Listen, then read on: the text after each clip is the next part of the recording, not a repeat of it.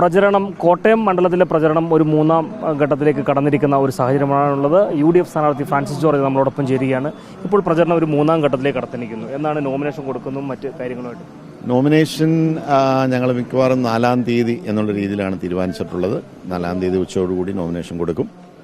അത് കഴിഞ്ഞാൽ പര്യടന പരിപാടികൾ, സ്ഥാനാർത്ഥിയുടെ റോഡ് ഷോ ഉൾപ്പെടെയുള്ള പരിപാടികൾ, വളരെ മുതിർന്ന UDFന്റെയും ദേശീയ തലത്തിലും സംസ്ഥാനത്തുള്ള നേതാക്കന്മാരുടെ പൊതുയോഗങ്ങൾ, അങ്ങനെ വിപുലമായ പരിപാടികൾ ഏതാണ്ട് തയ്യാറായിട്ടുണ്ട്. അതനുസരിച്ച് ചിട്ടയായിട്ട് കാര്യങ്ങൾ മുന്നോട്ട് പോകും. മണ്ഡലത്തിന്റെ ഓരോ മുക്കിലും മൂലയിലും എത്തുമ്പോൾ പ്രധാനമായും പ്രാദേശിക വിഷയങ്ങളെ കേന്ദ്രീകരിച്ചുകൊണ്ടാണ് പ്രധാനമായും സംസാരിക്കുന്നത്, അവരുടെ ജീവിത പ്രശ്നങ്ങളെക്കുറിച്ച്. ഇത് ഈ പര്യടനം നടത്തിയപ്പോൾ കിട്ടിയിട്ടുള്ള ഒരു വിവരങ്ങളുടെ അടിസ്ഥാനത്തിൽ ഞാനിപ്പോൾ ഇവിടെ വന്നപ്പോഴാണ് എന്നോട് പറഞ്ഞു, ഇവിടെ ഈ തോട്ടിൽ മുഴുവൻ പോള നിറഞ്ഞു കിടക്കുകയാണ്.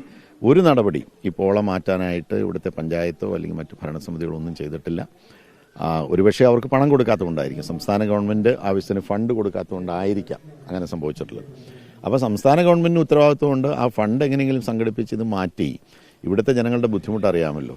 അപ്പോൾ അവർ സഞ്ചരിക്കുന്ന പാത കൂടിയാണ് ഈ ജലപാത എന്ന് പറയുന്നത്. അപ്പോൾ അത് എത്രയും വേഗം മാറ്റാനുള്ള നടപടി സ്വീകരിക്കണം. അതൊക്കെ ഇല്ലെങ്കിൽ ഇത് പഞ്ചായത്തുകൾ, ത്രിതല പഞ്ചായത്തുകൾ എന്ന് പറഞ്ഞാൽ അവയെ വിശേഷിപ്പിക്കുന്നത് എങ്ങനെയാണ്? പഞ്ചായത്ത് രാജ് നഗരപാലിക നിയമത്തിൽ പ്രാദേശിക ഗവൺമെൻറ്റുകൾ എന്നാണ് പറയുന്നത്, ലോക്കൽ സെൽഫ് ഗവൺമെൻറ്റാണ്.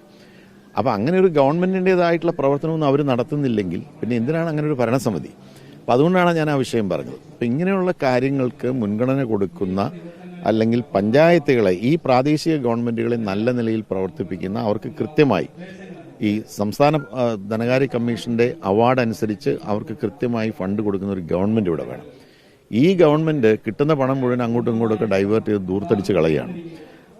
അതിന് പകരം, അതുകൊണ്ടാണ് ഞങ്ങൾ പറയുന്നത്, ഈ പാർലമെന്റ് തെരഞ്ഞെടുപ്പിൽ ഞങ്ങൾ ലക്ഷ്യം വയ്ക്കുന്നത് 2 വർഷം കഴിഞ്ഞ് 2.5 വർഷം കഴിഞ്ഞ് സംസ്ഥാന ഗവൺമെന്റിന്റെ മാറ്റം കൂടിയാണ്. അങ്ങനെ മാറ്റി UDF തീർച്ചയായിട്ടും ഈ കാര്യങ്ങളിലൊക്കെ വ്യവസ്ഥാപിതമായി ചെയ്യേണ്ട കാര്യങ്ങൾ ചെയ്യും.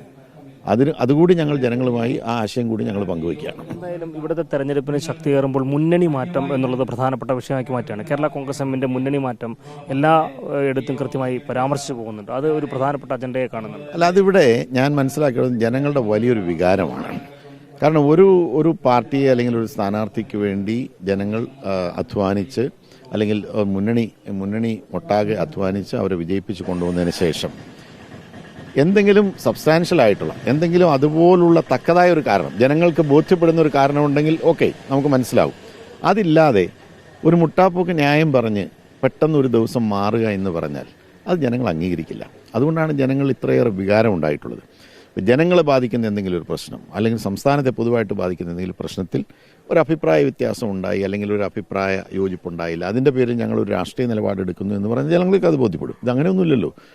ഇത് ഒരു ഉൾപാർട്ടി പ്രശ്നം വളരെ നിസ്സാരമായി മാന്യമായി പരിഹരിക്കാവുന്ന ഒരു പ്രശ്നം വഷളാക്കി വെറും ധിക്കാരം എന്ന് വെച്ചാൽ, നമ്മളൊരു ധാരണ പറഞ്ഞാൽ ധാരണ പാലിക്കണം. ആ ധാരണ പാലിക്കാതെ വന്നപ്പോൾ അതുകൊണ്ടാണ് UDFലെ മറ്റ് കക്ഷികൾക്ക് ഇടപെടേണ്ടി വന്നത്. അല്ലെങ്കിൽ ഒരു പാർട്ടിക്ക് തീർന്നു പോകേണ്ട പ്രശ്നമാണ്. അതിനു പകരം അത് വഷളാക്കി കഴിഞ്ഞപ്പോൾ UDFലെ പ്രധാനപ്പെട്ട, ഈ UDFന് നേതൃത്വം കൊടുക്കുന്ന ഇന്ത്യൻ നാഷണൽ കോൺഗ്രസ് പാർട്ടിയും മുസ്ലിം ലീഗ് അടക്കമുള്ള മറ്റ് കക്ഷികൾ എല്ലാവരും ഏക സ്വരത്തിൽ പറഞ്ഞു. അതനുസരിക്കാൻ തയ്യാറായില്ല. അങ്ങനെ അനുസരിക്കാൻ തയ്യാറാകാതെ വന്നപ്പോഴാണ് പറഞ്ഞത്, നിങ്ങൾ ഈ ധാരണ പാലിക്കണം, ഇല്ലെങ്കിൽ അടുത്ത UDF യോഗത്തിൽ പങ്കെടുക്കാൻ പാടില്ല എന്ന് പറഞ്ഞതിൻ്റെ പേരിലാണ് ഞങ്ങളെ മുന്നണിയിൽ നിന്ന് പുറത്താക്കിയെന്ന് പറഞ്ഞ് പുറത്തുപോയത്. ഇതാർക്കും മനസ്സിലാകും. അതുകൊണ്ടാണ് ഇത്ര ശക്തമായ വികാരം വോട്ടർമാരിൽ ജനങ്ങളിലുള്ളത്.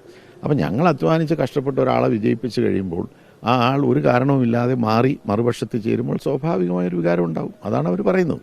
മറ്റൊന്ന്, രാഷ്ട്രീയപരമായി ഉന്നയിച്ച ഒരു പ്രധാനപ്പെട്ട കാര്യമുണ്ട് തുഷാർ വെള്ളാപ്പള്ളി. ഇവിടുത്തെ ഇടത് വലത് മുന്നണികൾ മതപ്രീണനം നടത്തിക്കൊണ്ടാണ് വോട്ട് തേടി മുന്നോട്ട് പോകുന്നതെന്നാണ് തുഷാർ വെച്ചിട്ടുള്ളത്. അതിൽ പ്രധാനമായിട്ട് UDFനെ ലക്ഷ്യം വെച്ച് തന്നെ. ഇടത് മുന്നണിയുടെ കാര്യത്തെക്കുറിച്ച് ഞാൻ പറയാൻ ആളല്ല, പക്ഷേ UDFന്റെ കാര്യം വളരെ വ്യക്തമായിട്ട് എനിക്ക് പറയാൻ കഴിയും. ഒരു പ്രീണനവും ആരെയും, ഒരു വിഭാഗത്തെയും അങ്ങനെ ഒരു പ്രശ്നമേ ഇല്ല. എല്ലാവരെയും ഒന്നുപോലെ കാണുന്നു, എല്ലാവരോടും ഒരേ ബന്ധം പുലർത്തുന്നു. ഏതെങ്കിലും കാര്യത്തിൽ അഭിപ്രായ വ്യത്യാസങ്ങളുണ്ടെങ്കിൽ അത് തുറന്നു പറയുന്നു. അതല്ലാതെ അതിനപ്പുറം UDFനെ സംബന്ധിച്ചിടത്തോളം ആരെങ്കിലും പ്രീണിപ്പിച്ച് ഒരു തെരഞ്ഞെടുപ്പ് വരുമ്പോൾ കൂടെ നിർത്തുക എന്നൊരു സമീപനമില്ല. ഇവിടെ ഇപ്പോൾ UDF എല്ലാ മതവിഭാഗങ്ങളെയും അല്ലെങ്കിൽ എല്ലാ വിശ്വാസങ്ങളെയും ആദരിക്കുന്ന ഒരു രാഷ്ട്രീയ പ്രസ്ഥാനമാണ്. എല്ലാവരെയും ആദരിക്കുന്നു, എല്ലാവരുടെയും വിശ്വാസത്തെ മാനിക്കുന്നു. അതിനപ്പുറം പ്രത്യേകിച്ച് ആരെങ്കിലും ഫേവർ ചെയ്യുക, പ്രീണിപ്പിക്കുക എന്നുള്ളൊരു സമീപനമില്ല. എന്തടിസ്ഥാനത്തിലാണ് അദ്ദേഹം അത് പറയുന്നത്? UDF LDFന്റെ കാര്യം എനിക്ക് അറിഞ്ഞുകൂടാ, അദ്ദേഹത്തിന് എന്തെങ്കിലും പറയാൻ പറയട്ടെ. പക്ഷേ UDF ആരെങ്കിലും പ്രീണിപ്പിച്ചു എന്നുണ്ടെങ്കിൽ അത് കൃത്യമായി പറയണം. പ്രീണിപ്പിക്കുന്നതൊന്നും ജനറലായിട്ട് പറയാതെ ഇന്ന കാര്യത്തിൽ ഇന്നതുപോലെ ഒരു പ്രീണന നിലപാടുണ്ടായി എന്ന് പറഞ്ഞാൽ ഞങ്ങൾക്ക് അതിന് മറുപടി പറയാൻ കഴിയും. പക്ഷെ ഞാൻ വളരെ തറപ്പിച്ചും ഉറപ്പിച്ചും പറയുന്നു, UDFന്റെ സംസ്ഥാന കമ്മിറ്റിയിൽ പങ്കെടുക്കുന്ന ഒരാളാണ് ഞാൻ. ഒരു വിഷയത്തിലും അങ്ങനെ ഒരു പക്ഷപാതപരമായിട്ടുള്ള നിലപാട് സ്വീകരിച്ചിട്ടില്ല. വളരെ കൃത്യമായി എല്ലാവരെയും ആദരവോടുകൂടി, എല്ലാ വിശ്വാസങ്ങളെയും മതവിഭാഗങ്ങളെയും ആദരവോടുകൂടി കാണുകയും എല്ലാവരുടെയും അഭിപ്രായങ്ങളെ മാനിച്ച് ആർക്കെങ്കിലും എന്തെങ്കിലും പരാതികളോ പ്രശ്നങ്ങളോ ഉണ്ടെങ്കിൽ അത് കേട്ട് അതിന് പരിഹാരം ഉണ്ടാക്കണം എന്നുള്ള നിലപാട് സ്വീകരിച്ചിട്ടുള്ളൂ. ജനകീയ വിഷയങ്ങളെ അഡ്രസ്സ് ചെയ്തുകൊണ്ട് മുന്നോട്ട് പോകാനാണ് കെ ഫ്രാൻസിസ് ജോർജ് തെരഞ്ഞെടുപ്പിന്റെ പ്രചരണത്തിൽ ഉടനീളം പ്രത്യേകമായി ശ്രദ്ധിക്കുന്നത്. വീഡിയോ ജേർണലിസ്റ്റ് രഞ്ജിത്ത് കളത്തിപ്പടിക്കൊപ്പം reporter Prashanth Thottunkal, in reporter, Kottayam.